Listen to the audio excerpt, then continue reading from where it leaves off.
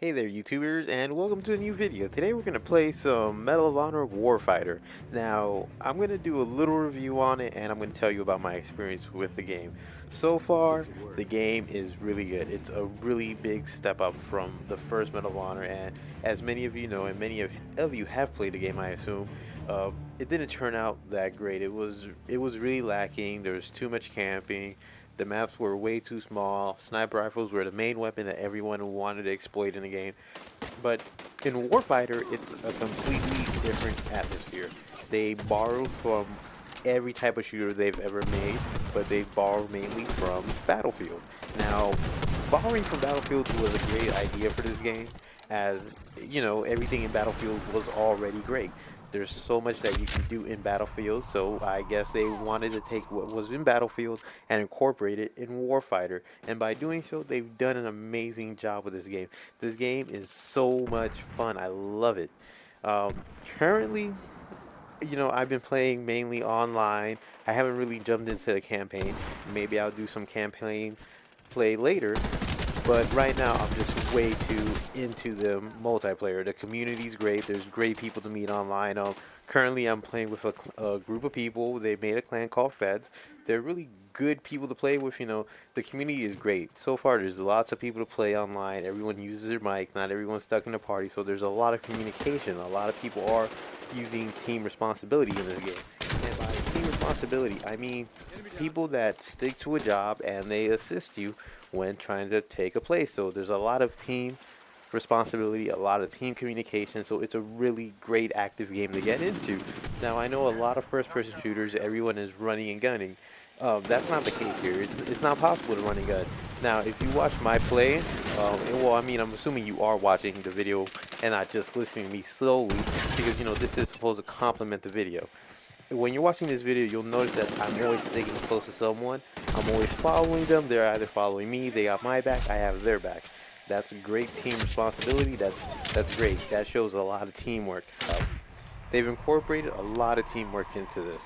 So you can see you can help your teammate. If he's running low on ammo, you can resupply him. If you're running low on ammo, he can do the same for you. Also, you can heal him and he can heal you. So it shows that you want to stay close to your teammate. So what they've done is they've incorporated fire teams. Fire teams, I think, was a great idea. With the fire teams, it's pretty much two-man teams. So online, you're doing 10v10, but there's groups of two in this group of 10 people, which is a great idea again. Like I said, this game is heavy in the whole team responsibility, and I love that. And a lot of people will love that, as well as there's different classes. Now, this time, they've actually learned from the past game where sniper rifles aren't the end-all be-all like they were in the first Medal of Honor, which was actually a bad thing. Now they've actually made the game more circular, where you'll have to switch up in order to accomplish a goal. Now, when it comes to the maps, the one thing I do not like about the maps is that they're very biased. And by bias, I mean some people will start off at the high ground, and some people will start off the low ground. So there's certain maps where you can actually get bottlenecked, and you'll be going at it with the other team, and you may not even budge. You may not even make it forward, but it's fun. There are ways around it. There are people that have heavies, so you could actually use your heavies to punch in. But if your team's not switching to heavy, then this is where everything becomes biased. Like I said, some of the maps you'll get bottlenecked. All in all, the maps are fun. You're going to always find those maps you love, and every mode that you play in will show you a different way to play the map, not just the same way. Yeah, I'll go ahead and cover the multiplayer modes next, but I want to say that when it comes to the aspects of the maps, like I said earlier, they all change depending on the mode you're playing. Some maps will be played differently, and some you'll have to actually learn the strategy behind them.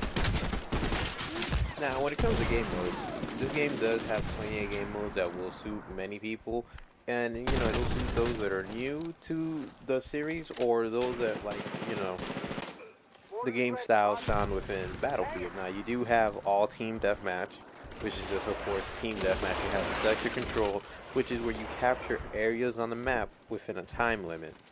You have hotspot, which is you're attacking or defending a series of locations, which is like somewhat, I would say, rush mode from Battlefield. and then you have home run, which is just your basic capture flag. Now, a lot of these modes are very fun to play, and a lot of them are very set for platoon mode. Well, platoon is pretty much you make a clan online. Like I mentioned earlier, this game is, team reliant, so you can make your own clans. Now, I would believe home run would be the perfect game for any type of clan match, as it's based on no respawns. Once you're dead, you're dead. But you also have the ability to capture the flag to gain yourself points, which will help your team win. Now, besides the game modes found within the game, there's actually one more game mode that's not found on the game, but it's actually found online. Now, a lot of people have been collecting Battlefield tokens. Not Battlefield, my mistake. Medal of Honor tokens. You will win these at the end of a match. I'm not sure if you win them still if you lose a round, but I believe you do. And with these tokens, what you do is you wager them online in Nation Battle. With Nation Battle, what you're doing is you're pretty much wagering that your nation is the best nation. So it's pretty much everyone in that one nation up against everyone else's nation. So it's a good way to see who really is the best nation when it comes to shooting games. So on that aspect, that's gonna get really competition heavy. If you have a gaming headset, I would suggest you use it for this game because the sounds are amazing. You can hear everything depending on your headset. As some of you know, I'm using the actual A50s, and I will say that you can actually hear every single detail in this game, which is amazing. Now, there are other games where you can hear every single detail, but I want to say this game will bring out the true power of your gaming headset if you have one, which I think is amazing. As you can tell, I'm really hyped and excited about this game. I was disappointed with the first Medal of Honor, I'm not gonna lie. It was kind of disappointing to me. Now, with this new Medal of Honor, I will say this was a real big step up. I can't wait to see what the other shooters that are coming out have in store. As you all know, there is Halo coming out, and there's also the new Black Ops. Black Ops 2 is coming out. So I want to see when those two come out, how everything turns out. So far, my experience with the game has been great.